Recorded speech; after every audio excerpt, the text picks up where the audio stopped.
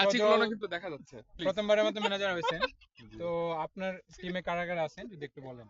আহ, এটা আমার খুবই ভাগ্যের বিষয়, প্রথমবারের মতো ম্যানেজার হলাম। আমার টিমে আছে জিকো ভাই, আহ, আরাফাত ভাই, জামশেদ ভাই, ইমতি ভাই, এরপরে আছে হচ্ছে আমাদের ফাহাদ ভাই, মুবিন ভাই আছে। সরি, আমি নিচে আছি। ওই ভাই এখানে আছে, জন্য আচ্ছা, কথাটা বলা হয়নি। যাই হোক, আমি দেখতেছিলাম যে আমার মানে ফ্রেন্ডলি বিষয়টা কেমন, আর টিম স্পিরিট অনেক বড় বিষয়। আহ, অনেকে অনেক ভালো খেলে, অনেকে অনেক অনেক স্টার এখানে, কিন্তু আমি ওইটা চিন্তা না করে হচ্ছে আমার টিম স্পিরিটটা কেমন হবে, সবার মন মানসিকতা করে একসাথে মিলবে নাকি, সেটা একটু বিষয়টা খেয়াল করছিলাম।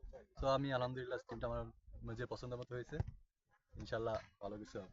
আচ্ছা, আপনার দলে মানে গত টুর্নামেন্টে সবচেয়ে টপ স্কোরার যিনি 100 রান করছে, পুরো 100 রান, হ্যাঁ, টুর্নামেন্টে মাত্র একবার আউট হয়েছে, সেই প্লেয়ারকে কিনছেন না, তো হ্যাঁ, তার বিষয়ে আপনার কতটুকু আশাবাদী? হ্যাঁ, জিকোয়ের বিষয়টা হচ্ছে, জিকোয়ের টপ স্কোর বিষয়টা তেমন না।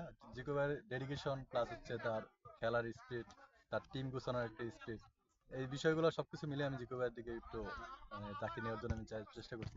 আলহামদুলিল্লাহ তাকে ভালো পেয়েছি।